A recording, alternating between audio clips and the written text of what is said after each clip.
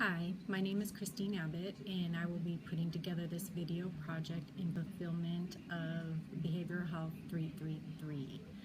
Um, let's see, the Stanford State Prison Experiment was put together to study the behavioral and psychological consequences of becoming either a prison guard or a prisoner.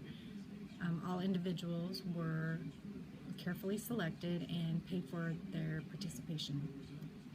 Each prisoner was searched as they came into the prison. They were stripped naked. Their heads were shaved in order to minimize each person's individuality. Each prisoner was referred to as by a number rather than their name. And that was in attempts to make them feel a sense of that they were anonymous, that they had no meaning. They were just another number, no name, nothing to show that they were an individual. The guards were studied as well in this experiment, and I found that part very interesting. As soon as they put on the uniform, they felt a sense of empowerment.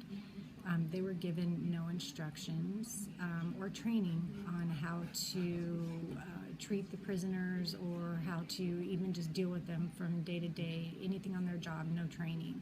So they kind of winged the whole job and did what they thought was best.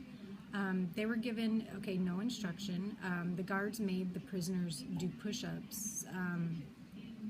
Even on the first day, they were having the prisoners do push-ups, and one of the guards would put their foot on the back of the prisoner in order to put more weight on their back. And that was just a tactic of I'm in charge kind of thing. You know, as soon as he put his uniform on, he felt empowered, and I'm in charge, and I can make you do this, and you will listen to me. On the second day, it was interesting because that's when the rebellion began. You would think that 1-2 days, I would think maybe, I don't know, even 5 days into it is when a rebellion would begin, but no, the rebellion began on the second day. The prisoners started barricading themselves, and the guards decided to meet their rebellion with force. That is basically a summary of what started in with the experiment. The scripture I chose to compare it with is Corinthians 14:34, and the scripture reads, "Women should remain silent in churches. They are not allowed to speak. They must be in submission of the laws said."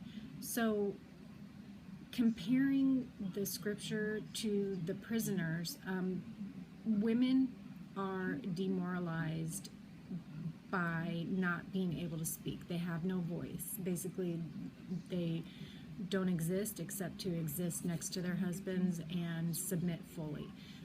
Only their husbands are allowed to talk to them. As the prisoners were rebelling, the guard, in attempts to make them behave, would use the fire extinguisher to back them off of their doors. And then after getting them under control in that manner, they stripped them naked, took their beds away, forced some into solidarity, harassed and intimidated them. And a better way to control them, they used psychological tactics instead of physical tactics. They set up privileged cells where the inmates that were not so involved in the rebellion were able to go and had a few provisions. And then the guards switched it up by letting the more ruly prisoners go into the privileged cells. So the prisoners were thrown completely off guard. They weren't sure what was going on, and they were confused. Guards used the threat of homosexuality and promoted racism also to pin them against each other, and actually they became each other's own threats. The Bible scripture says that women should remain silent in church. They're not allowed to speak, and if they did, they were disgraced and ignored. And basically, that's how the prisoners were treated as well. Even though the Bible scripture is from thousands of years ago, it can be compared to situations that we still have today. Let's see, what does the experiment in the Bible scripture illustrate and demonstrate about human behavior?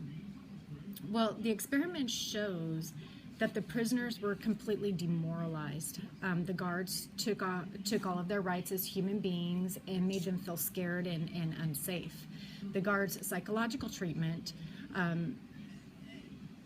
made them not trust each other.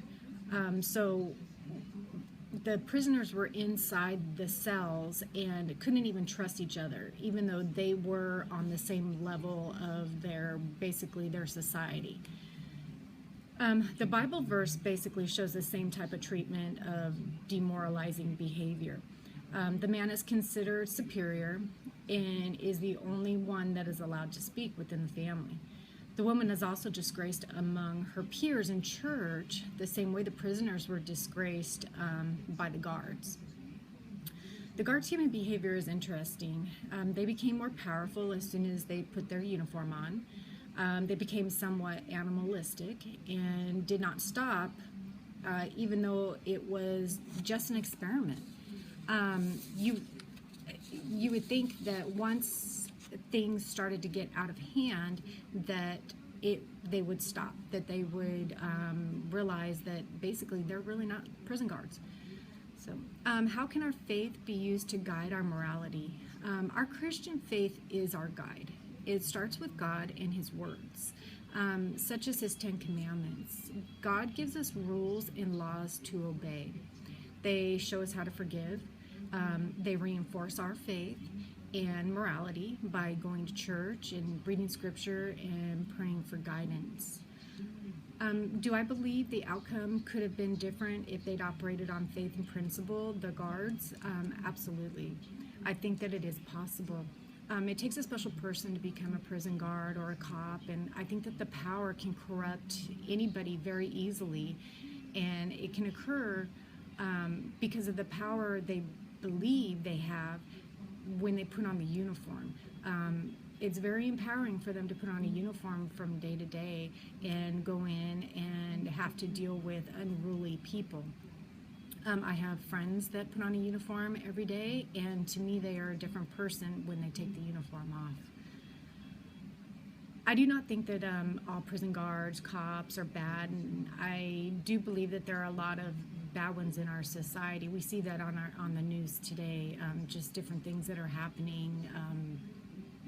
A lot of people are against the cops, but you kind of have to wait until you hear the whole story to determine whether or not they were in the wrong or not. Having a belief system and faith in God helps a person to make better decisions and choices in their day-to-day lives.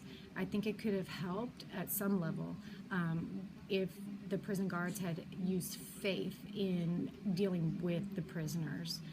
Morals and how people treat one another come directly from God, the Creator. And in the end, we will be judged how we treat others and obey God's law. Thank you.